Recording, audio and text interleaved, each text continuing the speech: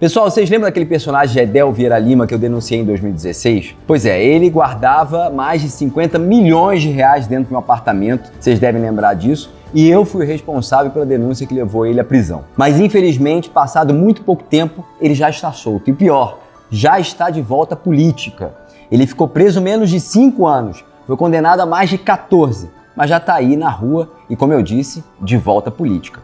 O irmão dele, que também estava envolvido no mesmo esquema de lavagem, nem sequer foi preso. Mas nós estamos aqui, resiliente. Hoje eu vou comentar alguns vídeos daquela época. É um pouco doloroso para mim reviver toda aquela angústia, toda aquela ansiedade, lembrar de todos os momentos, os maus momentos que eu passei. Mas ainda assim, é importante a gente olhar para aquele passado, tentar reviver e falar um pouco da verdade a respeito sobre cada um dos personagens que estiveram envolvidos naquele esquema de corrupção. O ex-ministro da Cultura, Marcelo Calero, disse em depoimento à Polícia Federal que sofreu pressão do presidente da República, Michel Temer, para encontrar uma solução para o projeto imobiliário de Salvador, em que o ministro Gedel Vieira Lima tem um apartamento. O Instituto do Patrimônio Histórico e Artístico Nacional embargou a obra. O ex-ministro da Cultura, Marcelo Calero, prestou depoimento à Polícia Federal no último dia 19. Ele trouxe novos detalhes da pressão que diz ter sofrido no governo para liberar a construção de um prédio em Salvador, onde o ministro da Secretaria de Governo, Gedel Vieira Lima, tem um imóvel.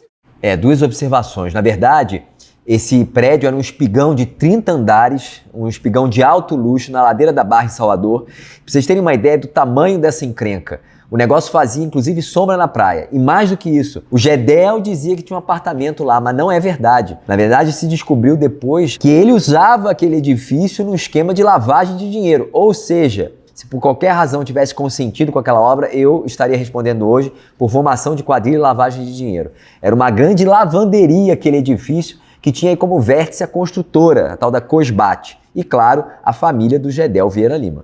Calero afirmou no depoimento que no dia 6 de novembro recebeu a mais contundente das ligações realizadas por Gedel. Isso porque o Gedel já estava me pressionando fazia, uns 2 meses, querendo que eu fizesse uma interferência no IPHAN, querendo que eu falasse com a presidente do IPHAN, dizendo inclusive que pediria a demissão da presidente do IPHAN caso o edifício não fosse autorizado.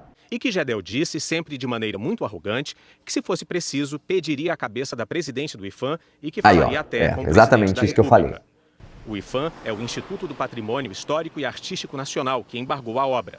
E o IPHAN era ligado exatamente ao Ministério da Cultura. Por isso que, como ministro da Cultura, eu era responsável pelo IPHAN. Marcelo Calero afirmou que, em outro dia, recebeu uma ligação do ministro da Casa Civil.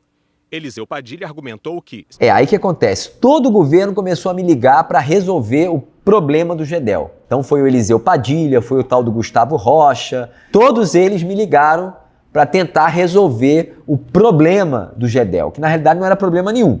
Ele queria fazer com que o seu esquema de lavagem de dinheiro continuasse acontecendo lá em Salvador. E aí todos os membros do governo Temer resolveram me pressionar, começando pelo seu Eliseu Padilha.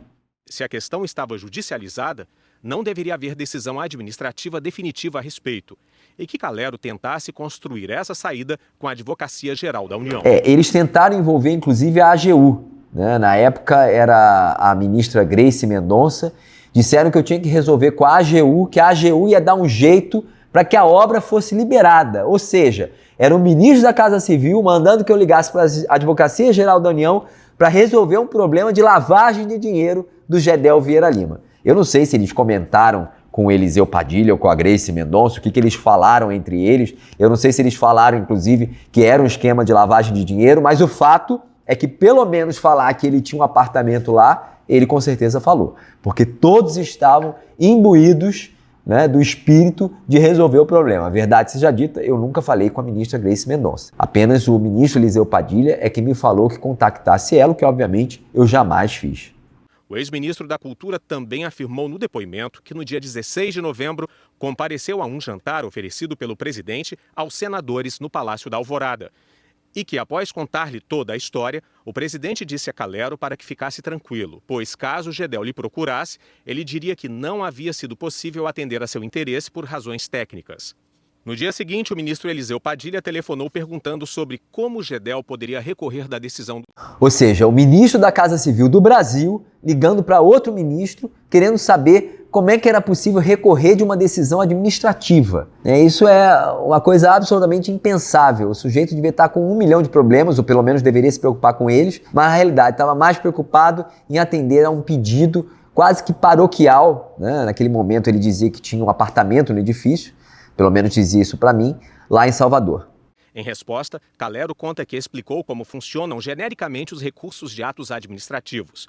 No mesmo dia, Calero afirmou que foi convocado pelo presidente Michel Temer a comparecer no Palácio do Planalto e que nesta reunião o presidente disse a ele que a decisão do IPHAN havia criado dificuldades operacionais em seu gabinete. O Temer, toda vez que queria se referir a algum caso que estava ali criando algum tipo de embaraço, ele usava esse termo, dificuldades operacionais. Ele vai usar esse termo, inclusive, depois em outros contextos, em outras situações, inclusive quando ele é denunciado pelo Joesley, da JBS. Já que o ministro Gedel encontrava-se bastante irritado e que o presidente disse para que Calero construísse uma saída para que o processo fosse encaminhado à AGU, porque a ministra Grace Mendonça teria uma solução.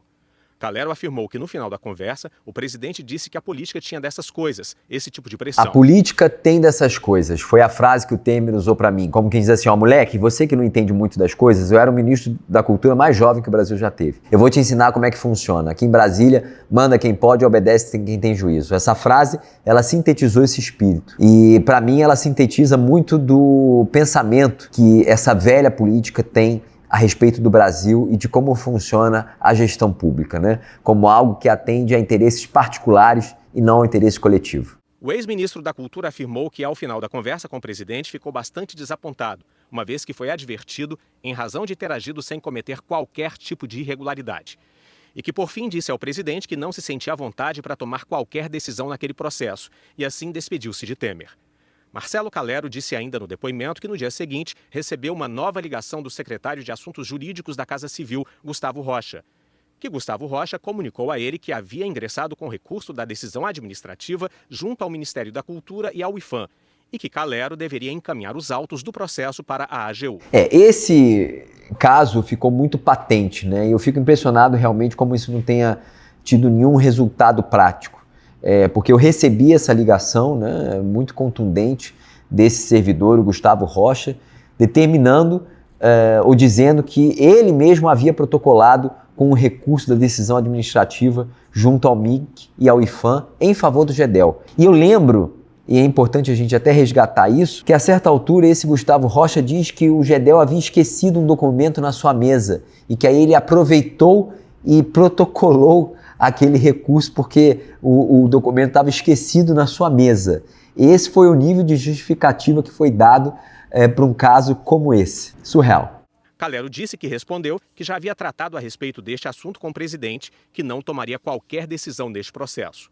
Segundo o ex-ministro da Cultura, Gustavo Rocha afirmou que também havia conversado com o presidente e que seu intuito era o de que Calero encaminhasse os autos para a Advocacia Geral da União. Ou seja, eles queriam fazer com que os autos desse processo fossem para a AGU. Eles insistiam muito nisso, que a AGU ia dar uma solução. E aí eles começavam a dizer que havia um conflito de interesses. Eles vão usar essa retórica depois também, entre dois ministérios, o que na verdade não corresponde, porque o único ministério que cuidava desse assunto era o Ministério da Cultura. O ministério ligado ao Gedel não tinha qualquer atribuição relacionada a um caso dessa natureza. Mas eles queriam artificialmente suscitar esse pretenso conflito para justificar toda uma série de interferências que jamais deveriam ter acontecido. O ex-ministro da Cultura afirmou que este último episódio foi determinante para a saída dele do governo, pois demonstrava a insistência do presidente em fazer com que ele interferisse indevidamente no andamento do processo.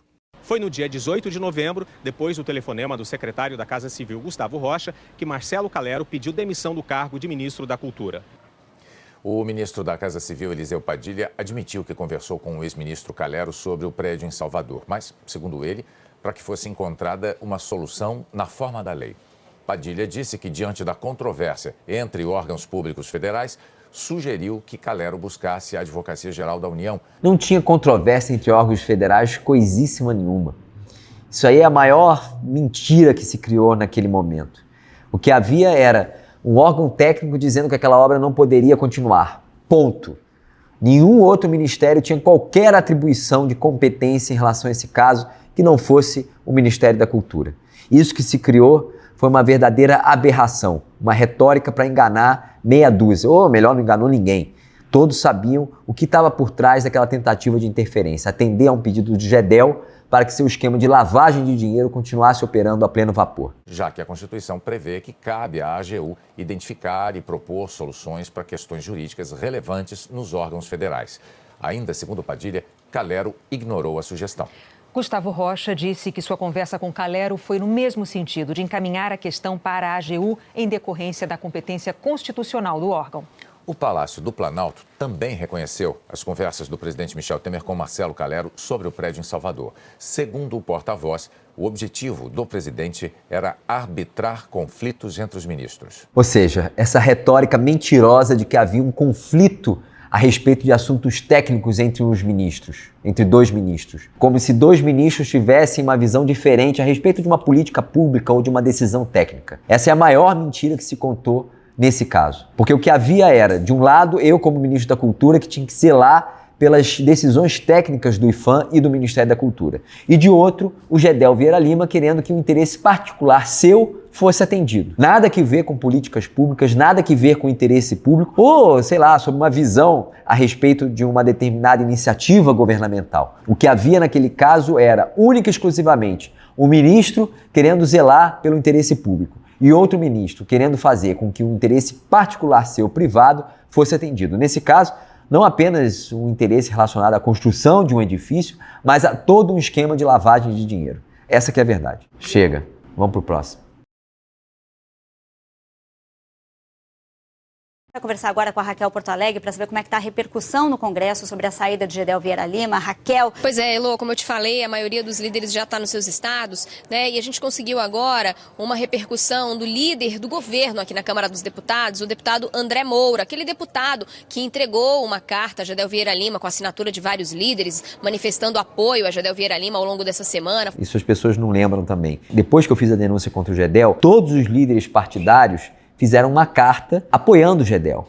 Os termos dessa carta, seria até interessante me trazer a carta aqui, pessoal. Aqui, ó, a carta. Manifesto de apoio. Nós, líderes e vice-líderes da base de governo do presidente Michel Temer na Câmara dos Deputados, vimos por meio deste externar nosso amplo e irrestrito apoio e confiança no trabalho que vem sendo realizado pelo ministro Gedel Vieira Lima à frente da Secretaria de Governo da Presidência da República. Consideramos que o ministro está conduzindo a pasta de maneira técnica, competente e tendo como premissa maior o diálogo, sendo também um dos protagonistas das sucessivas vitórias que o atual governo vem obtendo nesse parlamento. Por derradeiro, já tendo atuado por 5 mandatos na Câmara dos Deputados, o ministro Gedel Vieira Lima tem demonstrado o conhecimento e a destreza necessários para realizar a articulação política do governo e coordenar o relacionamento do presidente da República com o Congresso, movimentos sociais e partidos políticos. Aí essa pilantragem aqui é assinada por diversos outros vagabundos que são os líderes dos partidos que eram a base de sustentação do governo Temer. É a carta da vergonha, né? É a carta da vergonha da maneira como se faz política no Brasil. O sujeito denunciado, vou ler aqui de novo, externar nosso amplo e irrestrito apoio e confiança. Inacreditável. Ainda na política, quero contar para vocês que líderes da base governista assinaram um manifesto em apoio ao ministro Gedel Vieira Lima. Ele é, um dos homens fortes de Temer. Líderes do governo assinar aqui a carta da vergonha. A carta da vergonha. Quer convocá-lo, sim, para se explicar. Depois da abertura do processo na Comissão de Ética Pública, veio o afago. Gedel Vieira Lima recebeu das mãos do líder do governo na Câmara um manifesto de apoio assinado Olha que vergonha. por 27 deputados, líderes e vice-líderes de partidos da base do governo Temer. Então quer dizer, quem era o sujeito mal da história era eu, que denunciei o Gedel e mostrei, escancarei o que ele estava fazendo, um verdadeiro balcão de negócios estabelecido dentro do Palácio Planalto, comandado pelo Gedel, com apoio do senhor Michel Temer e do senhor Eliseu Padilha, ministro da Casa Civil. O documento fala em amplo e restrito apoio e confiança no trabalho que vem sendo realizado pelo ministro. Eu entendo que um pedido de desculpas do ministro Gedel estaria, nesse momento, de bom tamanho. Pedido de desculpas estaria de bom tamanho. O sujeito comete um crime e um deputado tem a pachorra, coragem de dizer que um pedido de desculpas era suficiente. É realmente inacreditável. Ministro importante para o governo. Gedel é acusado de pressionar o ex-ministro da Cultura, Marcelo Calero, para que o Instituto do Patrimônio Histórico e Artístico Nacional, o IPHAN, liberasse a construção de um edifício de luxo em Salvador, numa área onde existem prédios tombados. Gedel comprou um dos apartamentos. A suposta pressão motivou a saída de Calero do governo. A Polícia Federal prendeu hoje cedo em Salvador o ex-ministro dos governos Lula e Temer, Gedel Vieira Lima, do PMDB. A operação foi feita 3 dias depois da apreensão de 51 milhões de reais. A Polícia Federal chegou ao prédio onde mora Gedel Vieira Lima, num bairro nobre de Salvador, às 10 para as 6 da manhã. Os policiais chamaram um vendedor ambulante que passava e um funcionário do condomínio para servirem de testemunhas. 1 hora depois, o ex-ministro foi levado pela PF. Olha, ele está aqui, olha, provavelmente numa roupa branca. Na operação desta manhã, os agentes fizeram buscas no apartamento da mãe de Gedel, que fica no mesmo prédio onde mora o ex-ministro. Outra equipe da Polícia Federal deixou o prédio levando um malote. Também prenderam Gustavo Ferraz, exonerado agora pela manhã do cargo de diretor da Defesa Civil de Salvador. Gustavo é amigo e afilhado político de Gedel. Os mandados de prisão e de busca e apreensão foram expedidos pelo juiz Valisney Oliveira, da Justiça Federal de Brasília. Essa é mais uma fase da Operação Cui Bono, que apura desvios de recursos na Caixa Econômica Federal.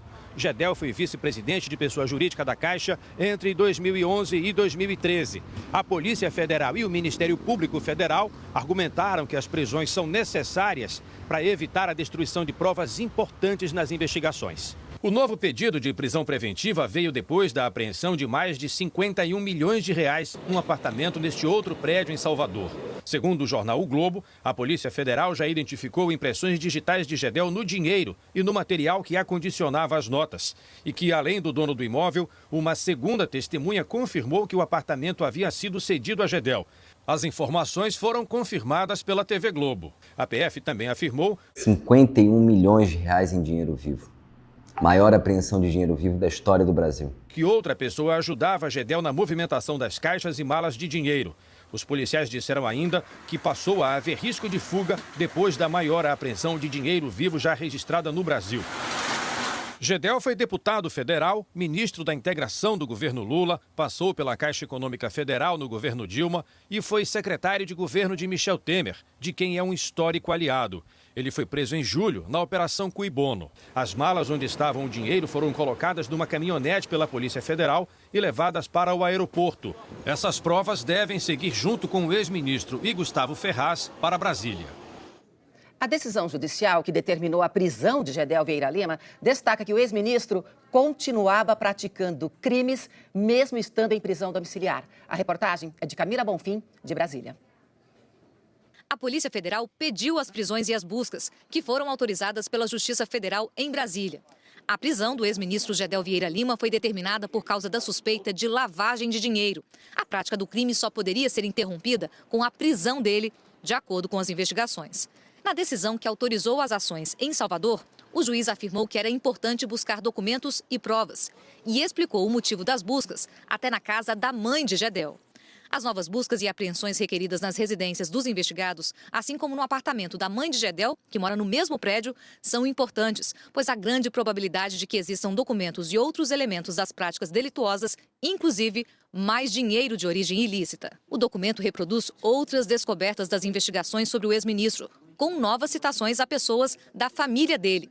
Uma delas relacionada ao irmão de Gedel, o deputado federal do PMDB, Lúcio Vieira Lima. A decisão diz que no apartamento foi encontrada uma fatura em nome de Marinalva Teixeira de Jesus, que trabalha com Lúcio Vieira Lima, irmão de Gedel. Silvio Silveira, dono do apartamento onde a busca foi realizada, informou que emprestou o imóvel ao referido irmão de Gedel, o que foi confirmado também pelas declarações de Patrícia dos Santos, administradora do condomínio. O irmão do Gedel, Lúcio Vieira Lima, que estava envolvido em todos esses casos e que me ameaçou de morte, conforme denúncia que eu fiz à Polícia Federal, ele nunca foi preso. Ele nunca ficou um dia sequer na prisão por conta de todos os crimes que foram descobertos sobre ele. Outras provas reforçam a ligação de Gedel com o dinheiro. Uma delas é técnica. Os policiais encontraram as impressões digitais do ex-ministro e de Gustavo Ferraz nos sacos plásticos onde estavam guardadas as notas dentro das malas. E também a operação revelou a dimensão da ligação de Gustavo com Gedel. Gustavo é apontado como intermediário do ex-ministro. A decisão diz que Gustavo foi indicado por Gedel para buscar, em 2012, valores ilícitos remetidos por Altair Alves, emissário do ex-deputado Eduardo Cunha. Em depoimento à Polícia Federal em junho, o operador Lúcio Funaro já tinha afirmado que entregou diversas malas de dinheiro pessoalmente a Gedel. A Justiça Federal diz que é gravíssimo o fato de Gedel ter escondido da Justiça todo aquele dinheiro. Gedel foi preso pela primeira vez no dia 3 de julho por suspeita de obstrução à Justiça.